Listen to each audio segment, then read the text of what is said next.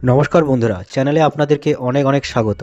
আপনারা হয়তো গঙ্গাসাগর ঘুরতে যেতে চান, প্ল্যান করছেন, কিংবা গঙ্গাসাগর ঘুরে চলে এসেছেন, দ্বিতীয়বার আবার ঘুরতে যেতে চান। তবে এই ভিডিওটি আপনাদের জন্য। গঙ্গাসাগর কত রকমভাবে পৌঁছানো যায়, কোন রাস্তায় আপনি পৌঁছালে আপনার জন্য সুবিধে হবে, তাই সেই সমস্ত কিছু সম্পর্কে ডিটেলসে আলোচনা করব। তো চলুন শুরু করে যাক। দেখুন, গঙ্গাসাগর পৌঁছানোর জন্য 6 রকমভাবে গঙ্গাসাগর পৌঁছানো যায়, যার মধ্যে 3টি রাস্তা, যেটা দক্ষিণ 24 পরগনা হয়ে গঙ্গাসাগরে পৌঁছানো যায়, গঙ্গাসাগর আইল্যান্ডে পৌঁছানো যায়।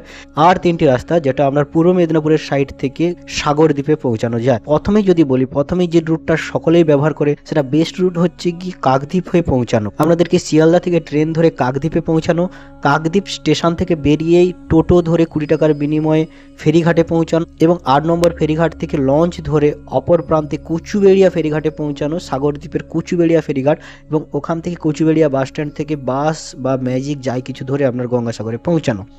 দ্বিতীয় যে রাস্তাটা সকলে ব্যবহার করে থাকে, সেটা হচ্ছে গিয়ে আপনার শিয়ালদা থেকে ট্রেন ধরে নামখানা পৌঁছানো, নামখানা থেকে অটো ধরে নারায়ণপুর ফেরিঘাটে পৌঁছানো, নারায়ণপুর ফেরিঘাট থেকে আপনার লঞ্চ ধরে সাগরদ্বীপে বেনুবন ফেরিঘাটে পৌঁছানো, এবং বেনুবন ফেরিঘাট থেকে তার বাইরে ম্যাজিক, টোটো, অটো যা কিছু ধরে আপনার গঙ্গাসাগরে পৌঁছানো।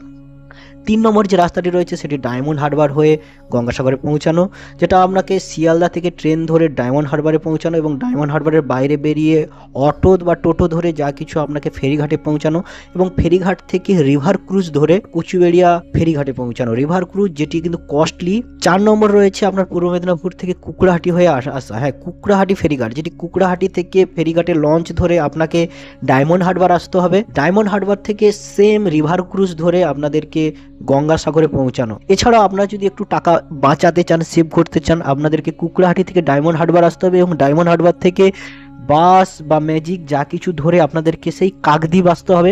কাকদ্বীপ থেকে পুনরায় 8 নম্বর জেটি ঘাট থেকে লট থেকে আবার সেই কচুবেড়িয়া ফেরিঘাটে গিয়ে আবার ওদিক থেকে যাওয়া। 5 নম্বর রাস্তাটা বললে, আপনারা হাওড়া বা খড়গপুর থেকে যে কোনোভাবে আপনারা ট্রেন ধরে পাঁশকুড়া পৌঁছাবেন, পাঁশকুড়া থেকে ট্রেন ধরে আপনারা হলদিয়াতে পৌঁছাবেন, হলদিয়া থেকে আপনারা বাইরে বেরিয়ে অটো বা টোটো ধরে ফেরিঘাটে পৌঁছে যাবেন হলদিয়া ফেরিঘাট। হলদিয়া ফেরিঘাট থেকে এখানে লঞ্চ ধরে আপনারা পৌঁছে যাবেন কচুবেড়িয়া ফেরিঘাটে। গঙ্গাসাগর মেলার সময় কিন্তু এই রুটে কিন্তু নৌকা চলাচল বা লঞ্চ চলাচল করে না, মেলা বাদ দিয়ে বাকি সময় কিন্তু এখানে লঞ্চ চলাচল করে। অন্য একটি রুট হচ্ছে 6 নম্বর, কাঁথি থেকে আপনার বাস, টোটো, অটো ধরে আপনাদেরকে রসুলপুর ফেরিঘাটে পৌঁছাতে হবে। রসুলপুর ফেরিঘাট থেকে আপনার লঞ্চ ধরে আপনাদেরকে মায়া গোয়ালিনী ফেরিঘাটে পৌঁছাতে হবে। মায়া গোয়ালিনী ফেরিঘাট থেকে বেরিয়েই আপনাদেরকে অটো টোটো যা কিছু ধরে চৌরঙ্গিতে পৌঁছাবেন। চৌরঙ্গি থেকে আবার যা কিছু ধরে আপনারা গঙ্গাসাগরে পৌঁছে যাবেন।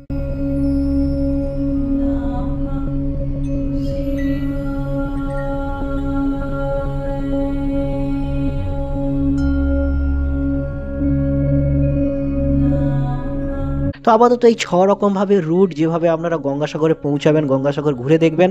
প্রত্যেকটা রুটের আলাদা আলাদা করে ভাড়া সম্পর্কে বলে, আপনারা যদি কাকদ্বীপ হয়ে যান, তাহলে আপনাদেরকে শিয়ালদা থেকে কাকদ্বীপ পৌঁছাতে ট্রেন ভাড়া পড়বে 25 টাকা। কাকদ্বীপ স্টেশন থেকে 8 নম্বর ফেরিঘাট পর্যন্ত পৌঁছাতে আপনার টোটো ভাড়া পড়বে 20 টাকা।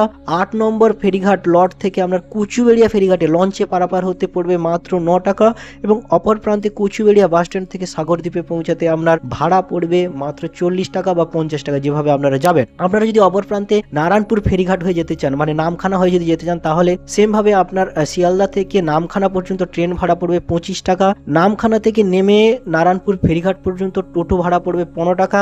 নারায়ণপুর ফেরিঘাট থেকে লঞ্চে করে বেনুবন ফেরিঘাট পর্যন্ত পৌঁছাতে আপনার লঞ্চ ভাড়া পড়বে 40 টাকা। বেনুবন ফেরিঘাট থেকে ম্যাজিক, অটো টোটো যা কিছু ধরে গঙ্গাসাগর পৌঁছাবেন, এবং পার হেড পড়বে 60 টাকা। এরপর চলে আসি আপনার ডায়মন্ড হারবার। হ্যাঁ, আপনারা যদি শিয়ালদা থেকে ডায়মন্ড হারবারে গিয়ে পৌঁছাবেন, আপনার ট্রেন ভাড়া পড়বে 15 টাকা।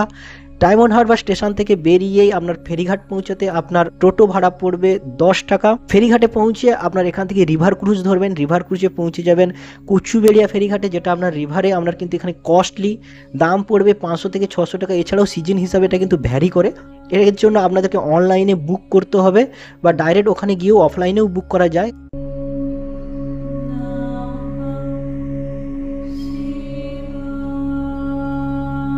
অপরদিকে চলে আসি আপনার পূর্ব মেদিনীপুরের সাইডে কুকড়াহাটি ফেরিঘাটে। দেখো, কুকড়াহাটি ফেরিঘাট থেকে আপনাদেরকে ডায়মন্ড হারবারে যে ফেরিঘাট লঞ্চ ভাড়া পড়বে আপনাদেরকে 20 টাকা। ডায়মন্ড হারবারে পৌঁছানোর পর ওই সেম ভাবে আপনাদেরকে রিভার ক্রুজ ধরে তোমার গঙ্গাসাগরে পৌঁছানো, কিংবা যদি রিভার ক্রুজ না ধরেন, আমরা যদি পয়সা বাঁচাতে চান, তার জন্য সেই ডায়মন্ড হারবার থেকে আবার বাস ম্যাজিক ধরে আপনাদেরকে কিন্তু কাকদ্বীপ আসতে হবে এবং কাকদ্বীপ থেকে পুনরায় কিন্তু ওই 8 নম্বর ফেরিঘাট থেকে লঞ্চ পার হয়ে আবার যেভাবে যাতায়াত করতে হয় সেমভাবে আবার কিন্তু যাতায়াত করতে হবে। এই রুটে কিন্তু আপনাদেরকে দুবার রাস্তা পারাপার করতে হবে, জলপথে কিন্তু দুবার আপনাদেরকে কিন্তু লঞ্চ পারাপার করতে হবে। এক হচ্ছে কুকড়াহাটি থেকে ডায়মন্ড হারবারে লঞ্চ পারাপার, দ্বিতীয় হচ্ছে আপনাদেরকে কাকদ্বীপ থেকে কচুবেড়িয়া লঞ্চ পারাপার। এরপর যদি চলে আসি হলদিয়া দিয়ে যে পারাপার করতে হয় সেটাও আপনাদের কিন্তু ট্রেন ধরে হলদিয়া থেকে পৌঁছাবেন। হলদিয়া থেকে বাইরে বেরিয়ে 20 টাকার বিনিময়ে আপনারা হলদিয়া ফেরিঘাটে পৌঁছে যাবেন। টোটো ভাড়া 20 টাকা 15 টাকা যা কিছু লাগবে আপনাদেরকে। এখান থেকে লঞ্চ বা নৌকা ধরে কিন্তু আপনারা কচুবেড়িয়া পৌঁছাবেন। এখানে 100 টাকা লঞ্চ ভাড়া পড়ে, কিন্তু সময় এখানে কিন্তু 2.5 ঘন্টার মতো সময় লেগে যায়, এটা কিন্তু সময় সাপেক্ষ। অপরদিকে যদি কাঁথি থেকে যেতে চান, ট্রেন বা বাস ধরে কাঁথিতে নেমে যাবেন এবং কাঁথি থেকে যা কিছু বাস টোটো অটো ধরে রসুলপুর ফেরিঘাটে পৌঁছে যাবেন।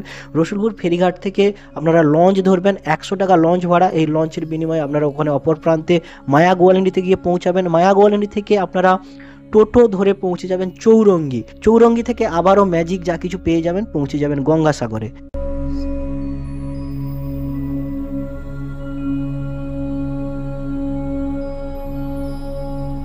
তো এইভাবে আপনাদেরকে পুরো ডিটেলসে কিন্তু 6 রকমভাবে গঙ্গাসাগর পৌঁছানোর ইনফরমেশন প্রোভাইড করে দিলাম।